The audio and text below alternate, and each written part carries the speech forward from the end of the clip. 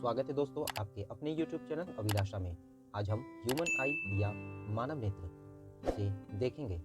मानव नेत्र जिसकी मदद से हम किसी ऑब्जेक्ट को देख पाते हैं, क्योंकि जब कोई लाइट किसी ऑब्जेक्ट से टकराकर हमारी आँखों पर पड़ता है तो उस ऑब्जेक्ट का जो प्रतिबिंब है वो हमारी आँखों के ऊपर बनता है। अब हम आँखों के कुछ भाग को जानेंगे जो कि कुछ इस प्रकार से है। Cornea, iris, प्यूपिल, ciliary muscles, eye lens, retina और ऑप्टिक नर्व्स। हमारी आँख का जो सबसे बाहरी भाग है, जो सबसे बाहरी आवरण है, उसको हम लोग कॉर्निया के रूप में जानते हैं। ये एक प्रकार का ट्रांसपेरेंट जो सब्सटेंस होता है यह उससे बना होता है। ये लाइट इस कॉर्निया से होते हुए आइरिस की ओर बढ़ता है। यह आइरिस आँख का वही भाग है जो हमें रंगीन जो आँख हम लोग देखते हैं, तो जो आँखों में जो अलग अलग हमें रंग दिखलाई पड़ता है वह इसी आइरिस के कारण दिखाई देता है। सामान्यतः तो ज़्यादातर जो लोग हैं उनके आँखों का रंग हमें काला दिखाई देता है, लेकिन कुछ ब्राउन, कुछ ब्लू प्रकार की जो आँखें हमें दिखाई देती है वो इसी आइरिस के बदले हुए रंग के कारण हमें दिखाई देता है। जब लाइट कॉर्निया से होते हुए आइरिस तक पहुंचता है तो उसी छेद के माध्यम से वह फिर आँख के दूसरे पार्ट तक पहुंचता है जिसका नाम प्यूपिल है। अब ये जो प्यूपिल है ये आइरिस के बीच में एक गोल छिद्र होता है, ठीक है। तो जब लाइट, ये जो प्यूपिल है ये आइरिस के बीच में जो गोल छिद्र है, जब लाइट इस प्यूपिल के भीतर प्रवेश करता है तो वो जो माध्यम है, वो जो मीडियम होता है, वहाँ से लाइट एकदम से एब्जॉर्ब हो जाता है, जिसके कारण हमें आइरिस के बीच में, अगर हम आइरिस के बीच वाले भागों को अगर हम देखें तो कुछ डार्क ब्लैक सा दिखाई देता है, जिसका कारण है कि वहाँ से जो लाइट है वो हमारा रिफ्लेक्ट नहीं कर पाता है। यानी लाइट वहाँ से रिफ्लेक्ट नहीं होने के कारण आइरिस के बीच का जो गोल भाग है वो हमें ब्लैक दिखाई देता है। अब बात हम आई लेंस की करें तो हमारे आँखों के भीतर जो ये लेंस है उसका जो शेप है वो कॉन्वेक्स लेंस की तरह है। यानी हम सीधे तौर पे यह भी कह सकते हैं कि हमारे आँखों के भीतर कॉन्वेक्स लेंस मौजूद है, लेकिन यह जो लेंस है वो जो बनावट है वो एक जेली के समान है, यानी एक फ्लेक्सिबल मटेरियल का यह बना होता है। कॉन्वेक्स लेंस होने के कारण ही जो बाहर से, जो अनंत से जो लाइट निकल कर आ रहा होता है वो हमारे आंखों के ऊपर वो अच्छी तरीके से फोकस होकर वो इमेज को बनाता है, जिसके कारण हमारे आंखों में जो बनने वाला जो ऑब्जेक्ट का जो इमेज होता है वो कैसा रियल और इन्वर्टेड इमेज हमारे आंखों में बनता है। ये जो आंखों में पाया जाने वाला जो लेंस है वो एक प्रकार के प्रोटीन का बना होता है।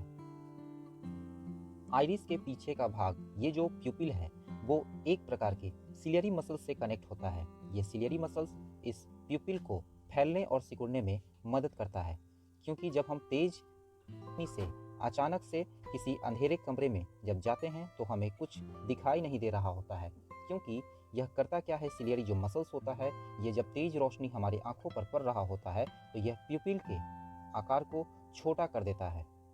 और जब प्रकाश हमारे आंखों तक बहुत कम पहुंच रहा होता है, यानी कि जब हम किसी अंधेरे कमरे में होते हैं तो हमें बेहतर अच्छे से देखने के लिए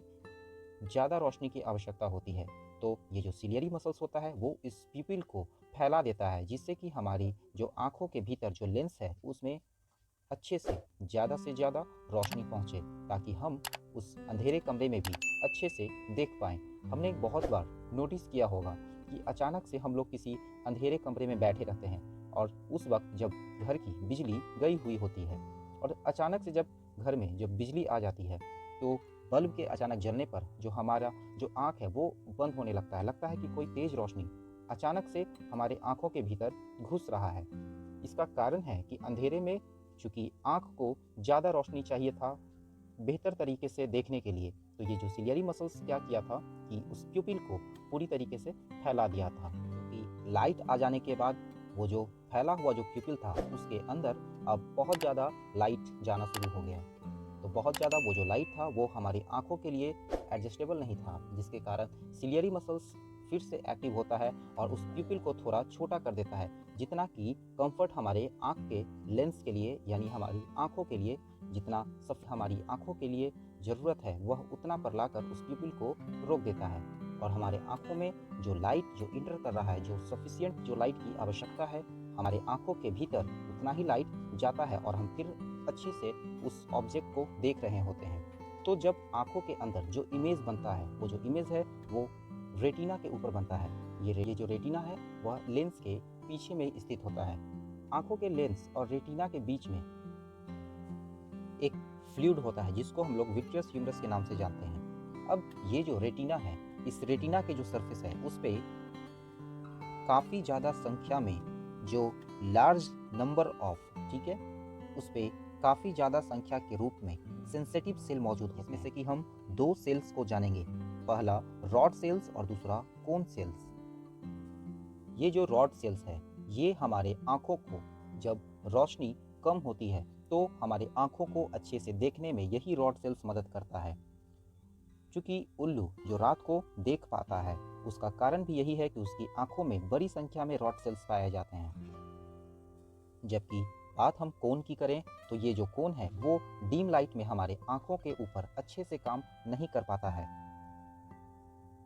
ये जो कोन सेल्स है इसकी मदद से जो विभिन्न प्रकार के जो रंग है, जो वस्तुओं में जो रंग मौजूद होता है, वह हमारी जो आँखें हैं वह इसी कोन सेल्स की मदद से उस रंगों की पहचान करती है। अब उस रेटिना के पास में,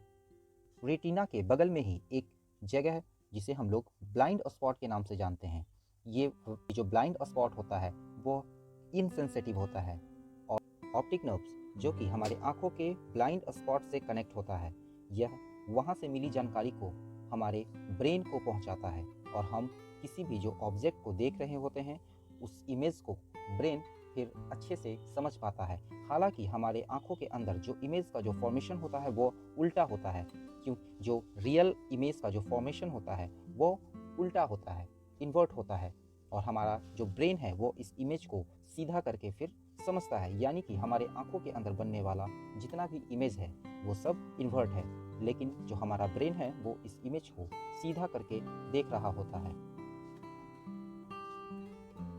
ये जो हमारी आँखें हैं इसकी देखने की जो मैक्सिमम कैपेसिटी है वो इन्फिनिटिव है, यानी हमारी ये जो आँखें हैं वो अनंत तक की दूरी को देख सकता है। और जब बात नियरेस्ट डिस्टेंस की करें कि सबसे नज़दीक, तो वो 25 सेंटीमीटर की होती है। हमारे बढ़ते उम्र के साथ साथ जो हमारे आँखों के भीतर जो लेंस मौजूद होता है उसकी संरचना, उसकी बनावट में बदलाव आता है, जिसके कारण लोगों में मायोपिया और हाइपर मायोपिया की शिकायत को देखने को मिलता है।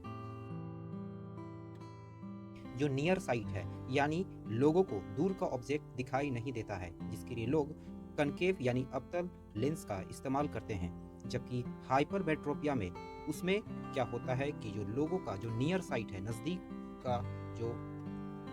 का जो इमेज है वो उसकी आंखों में नहीं बन पाता है, जिसके लिए लोग कॉन्वेक्स लेंस का इस्तेमाल करते हैं, कॉन्वेक्स यानी कि उत्तल लेंस का। तो मिलते हैं अगले फिर किसी नेक्स्ट वीडियो के साथ, तब तक के लिए गुड बाय।